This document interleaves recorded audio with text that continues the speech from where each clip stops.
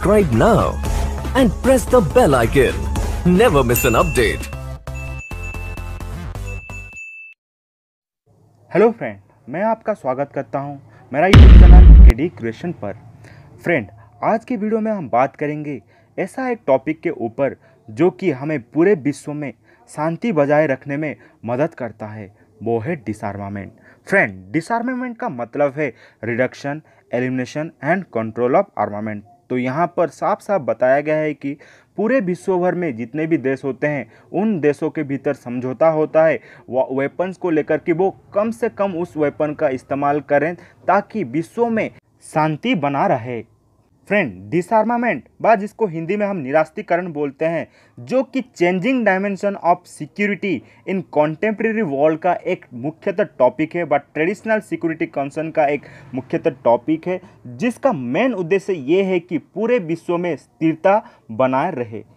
Friend, आज इस video में हम ऐसा एक क्वेश्चन का जवाब देने की कोशिश करेंगे जो कि बहुत बार एग्जामिनेशन के दौरान पूछा जाता है, वो है what is डिसआर्मामेंट and briefly highlight on the step taken on this regard. तो डिसआर्मामेंट क्या होता है और उसको लेकर क्या कैसा पदक्षेप पूरे विश्व में लिया गया है, उसके ऊपर हमें आलोचना करना है। फ्रेंड, ये हमारे जो भी +2 सेकेंड ईयर एग्ज़ाम देने वाले छात्र छात्री हैं तो उनके लिए बहुत ही उपयोगी होने वाला है, क्योंकि ये बहुत बार बहुत सारे क्वेश्चन पेपर मैंने देखा है जहाँ पर ये वाला क्वेश्चन आता ही आता है। तो आपको क्या करना है कि आपको वीडियो को अंत तक देखना है ताकि आपको डिसआर्मामेंट के बारे में पता चल जाए। फ्रेंड, इस वीडियो में हम डिसआर्मामेंट को लेकर बहुत सारे जो टॉपिक है उसको कवर अप करने की कोशिश करेंगे। पहला तो है इंट्रोडक्शन, देन है meaning, objective assess type, then step taken और एट लास्ट हम कंक्लूजन के ऊपर जाएंगे। तो आपको यहाँ पर वीडियो में बना ही रहना है। फ्रेंड, डिसआर्मामेंट को लेकर बाइबल एक सुझाव देता है कि जो लोग तलवार से जीते हैं वो तलवार से मरते हैं, इसलिए राष्ट्र को अपनी तलवारों को पीट कर मारना चाहिए। ये सुझाव आधुनिक दिनों में बहुत ही प्रासंगिक है। आधुनिक राज्यों की प्रकृति पर एक आत्मनिरीक्षण से पता चलता है कि द्वितीय विश्व युद्ध के समापन के बाद आर्म रेस शुरू हुआ था।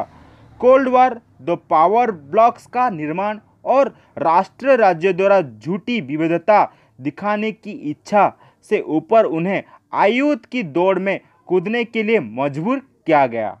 लेकिन परिणाम क्या था? यह विनाश की ओर ले गया। अब कई देशों के प्रमुख परमाणु बमों के भंडार पर बैठ गए हैं जो पूरी दुनिया को मिनटों में ध्वस्त कर सकते हैं। इस संदर्भ में निरस्त्रीकरण का महत्व है। तो ये था हमारा डिसआर्मामेंट का महत्व आज के डेट में। अगर हम इन सब को नहीं रोकेंगे तो आगे जाकर हमें तीसरा विश्व युद्ध भी देखने को मिल सकता है। तो अभी से ही हमारे लोगों को समझना पड़ेगा, हमारे सब जितने भी देश हैं उनको समझना पड़ेगा कि अभी से ही हमें हमारा वेपन सब को कम करना है ताकि हमारे भीतर कोई भी अस्थिरता व कोई भी जंग ना छेड़ जाए, ताकि अगर जंग छेड़ा तो दोनों तरफ से ही नुकसान होगा। तो इससे बेहतर ये होगा कि हम हमारे भीतर एक अच्छा सुसंपर्क स्थापना करें जिससे किसी का भी नुकसान ना हो और पूरा विश्व सुख शांति और चमन से अपने आप को ढाल सके और एक अच्छा समाज का निर्माण हो सके। फ्रेंड, अभी हम उसके मीनिंग को जानने की कोशिश करते हैं कि डिसआर्मामेंट का मतलब क्या होता है।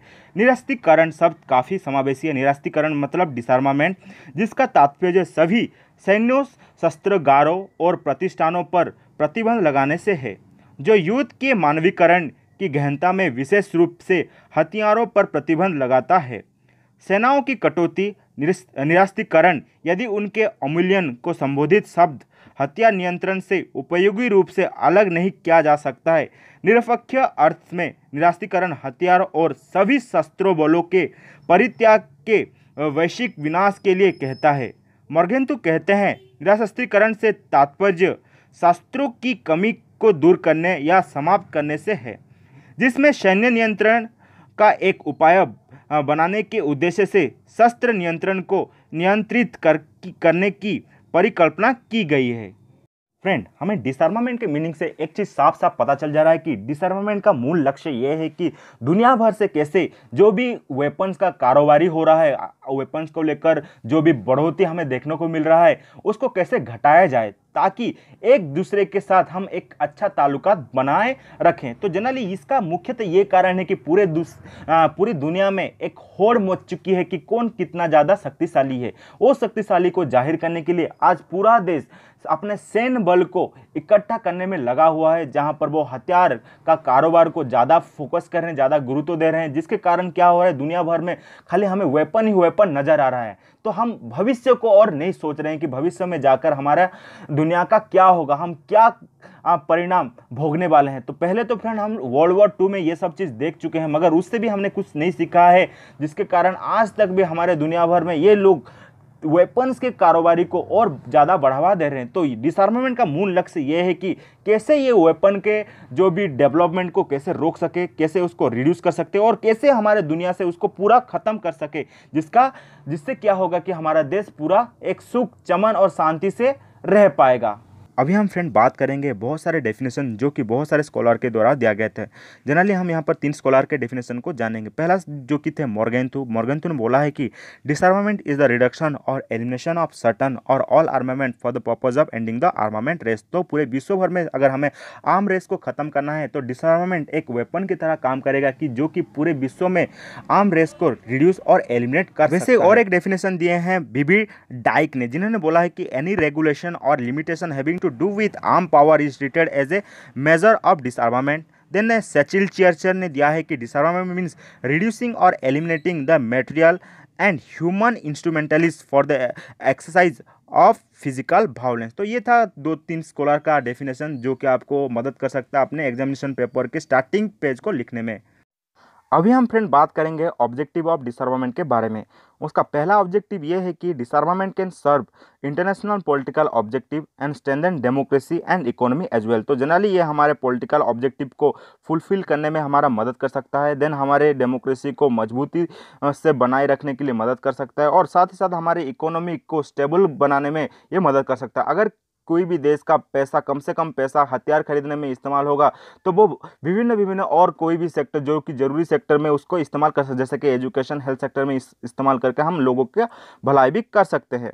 फ्रेंड इसका दूसरा ऑब्जेक्टिव ये है कि it can deal with present and future problem that obstruct the attainment of objective such as international order and national security. इसका मतलब ये है कि ये वर्तमान और भविष्यों की समस्याओं से निपट सकता है जो अंतर्राष्ट्रीय आदेश और राष्ट्रीय सुरक्षा जैसे उद्देश्यों की प्राप्ति में बाधा डालते हैं।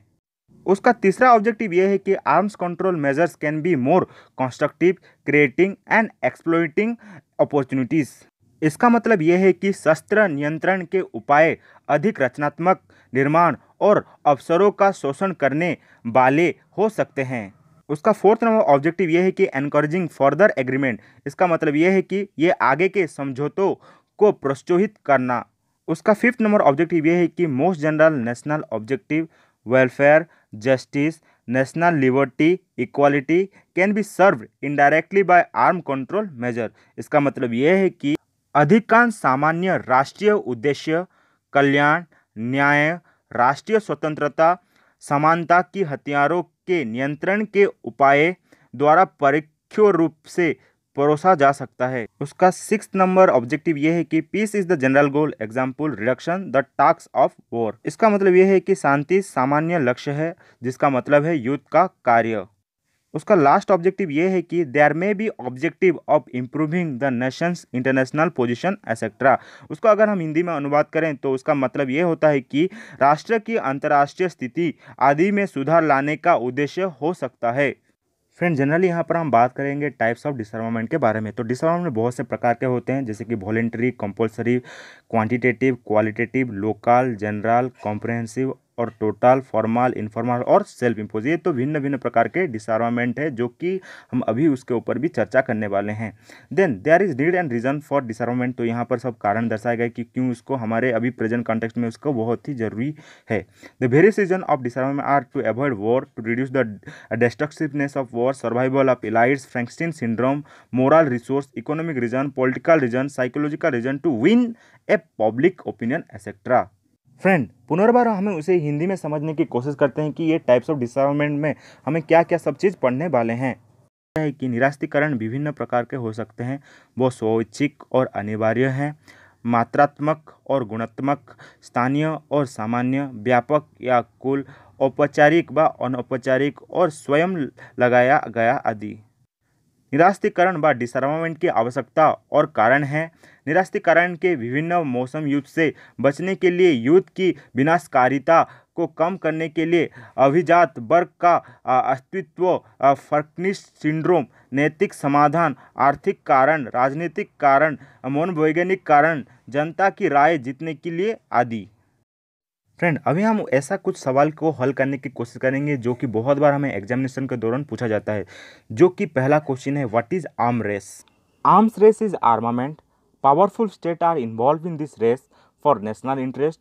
Arm race involve production and stockpiling of bigger and bigger weapons of war by almost all nations, which constitute a potential causes of wars and aggression in the world। अगर हम फ्रेंड उसके हिंदी का अनुवाद को देखें तो यहाँ पर लिखा गया है कि आर्म रेस आयुध है, राष्ट्रहित के लिए शक्तिशाली राज्यों इस दौड़ में शामिल हैं। आर्म रेस में लगभग सभी देश द्वारा युद्ध के बड़े और बड़े हथियारों का उत्पादन और स्टॉक पिलिंग शामिल है, जो दुनिया में युद्ध और आक्रामकता का संभावित कारण बनता है।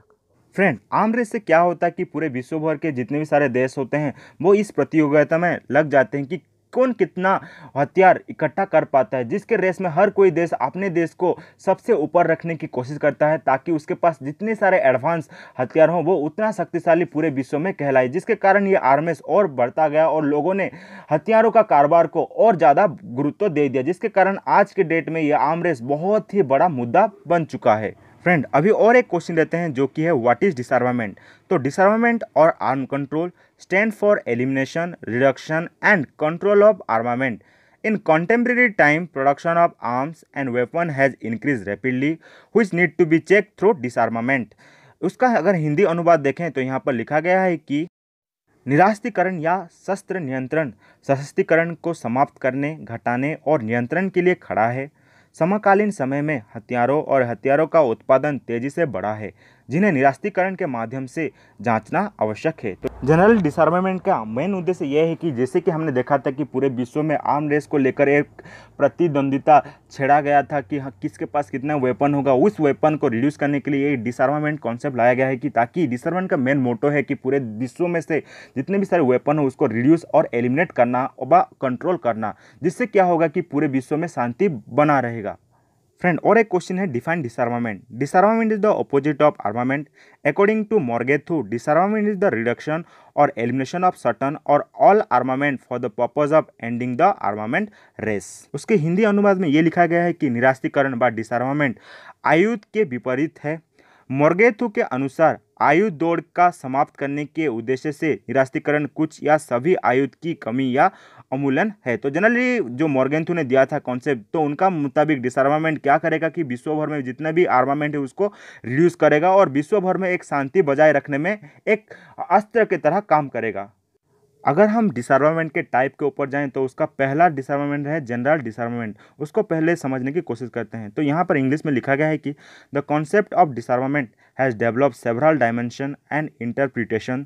General disarmament is a type of डिसआर्मामेंट in which all the nation participate. अगर हम उसके हिंदी का अनुवाद को देखें तो यहाँ पर लिखा गया है कि निरस्त्रीकरण की अवधारणाओं ने कई आयामों और व्याख्याओं को विकसित किया है। सामान्य निरस्त्रीकरण एक प्रकार का निरस्त्रीकरण है जिसमें सभी राष्ट्र भाग लेते हैं। तो ये जनरल डिसआर्मामेंट एक ऐसा प्रकार का डिसआर्मामेंट है जहां पर हर कोई देश पार्टिसिपेट करता है। अभी हम फ्रेंड और एक टाइप्स के बारे में बात करें जो कि है local disarmament. Disarmament require destruction of weapon at the global level. Local disarmament means disarmament by a limited number of nation. अगर हम फ्रेंड उसके हिंदी अनुवाद को देखें, यहाँ पर लिखा गया है कि निरस्त्रीकरण के लिए वैश्विक स्तर पर हथियारों के विनाश की आवश्यकता है। स्थानीय निरस्त्रीकरण का अर्थ है निरस्त्रीकरण सीमित संख्या में राष्ट्र। तो जनरली उन सब देशों को, कुछ देशों को जिन्होंने अपना वेपन को ज़्यादा ही बढ़ा दिया है, उन देशों को यहाँ पर उनको रिक्वेस्ट किया जाएगा कि आप अपने वेपन सबको थोड़ा कम कीजिए ताकि हमारा देश विनाश का जो मुँह ना देख पाए। यहाँ पर और एक क्वेश्चन को डिस्कशन करते हैं जो कि है distinguish between quantitative and qualitative डिसआर्मामेंट। अगर हम उसके इंग्लिश अनुवाद को देखें तो यहाँ पर लिखा गया है कि Quantitative disarmament stands for overall reduction of armament of most or all type of weapon, whereas qualitative disarmament ambigs the reduction of only special type of armament like weapons of mass destruction। अगर हम friend उसके हिंदी अनुवाद को देखें तो यहाँ पर लिखा गया है कि मात्रात्मक निरस्त्रीकरण अधिकांश या सभी प्रकार के हथियारों के आयुध की समग्र कमी के लिए, गुणात्मक निरस्त्रीकरण सामूहिक विनाश के हथियारों की तरह केवल विशेष प्रकार के आयुध की कमी की परिकल्पना करता है।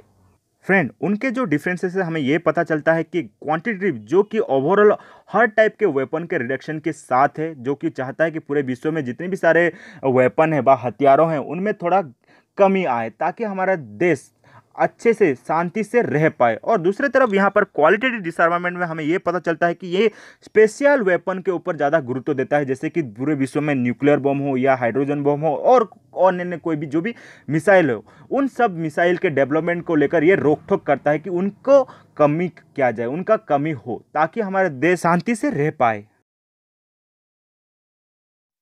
अभी हम फ्रेंड और एक डिसआर्मामेंट के टाइप के बारे में जानेंगे जो है conventional डिसआर्मामेंट। Disarmament has various dimensions. As such, is of it of many types. Conventional disarmament is a type of armament which is referred to the reduction or elimination of conventional weapon.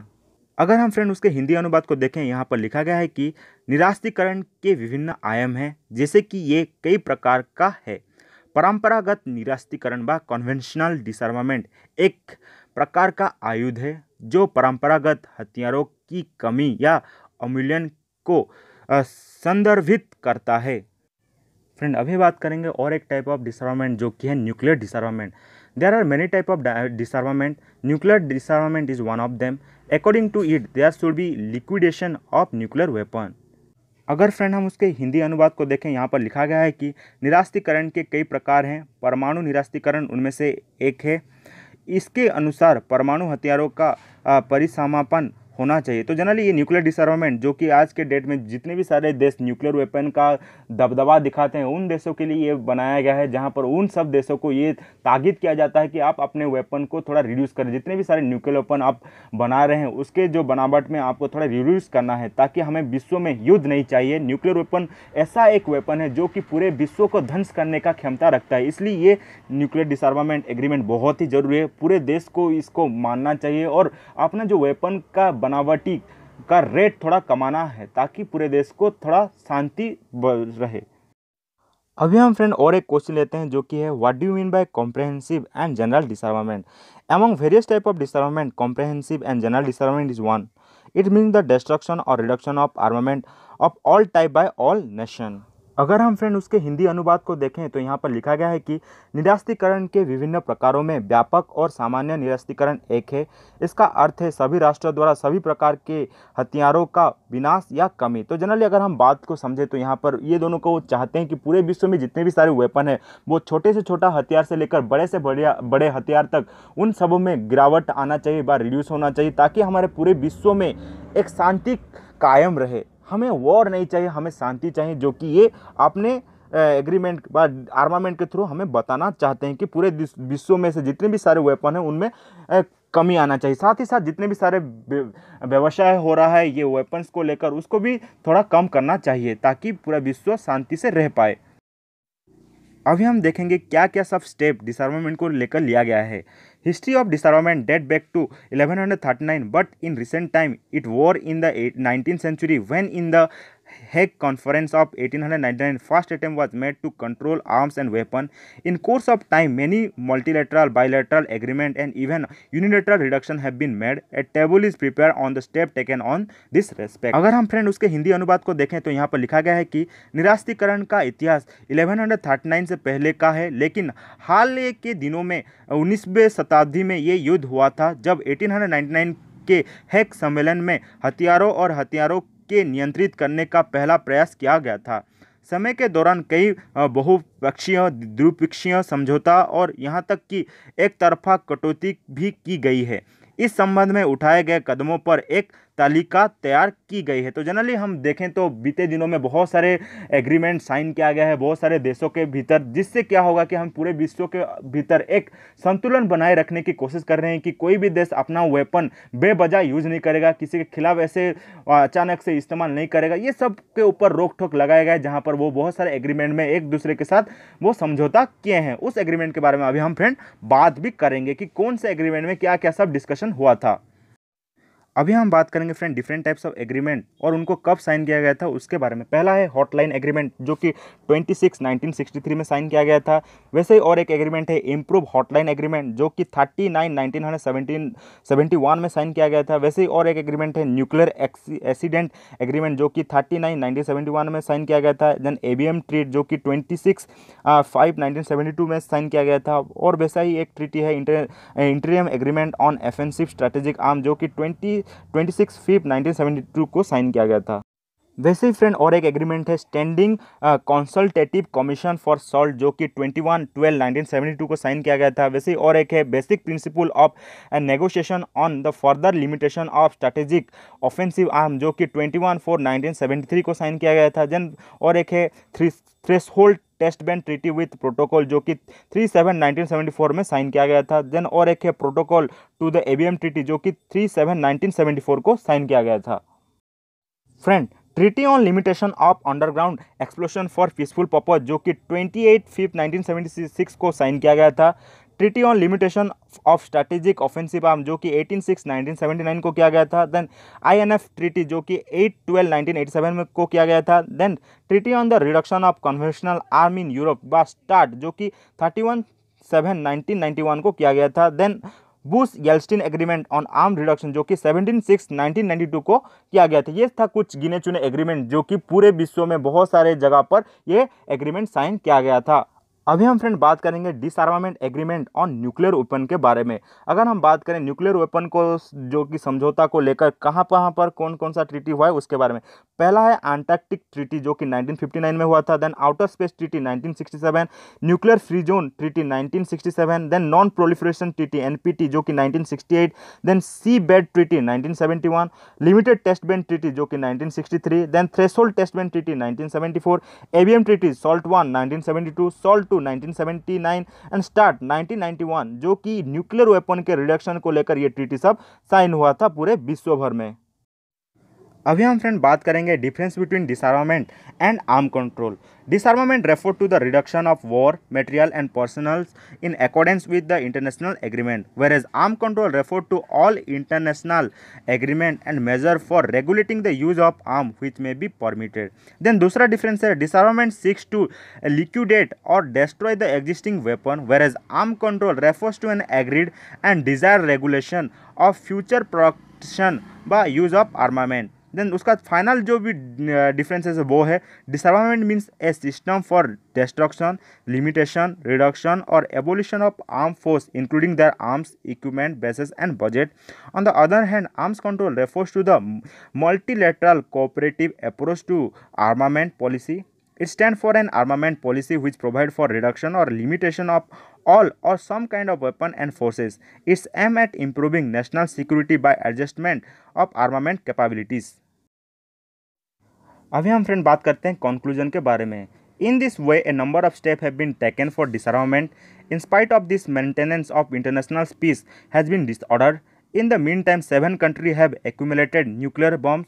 Regional disturbance at different parts of the world have accelerated armament. Therefore, despite steps taken toward disarmament, no guarantee can be given on the impossibility of World War III.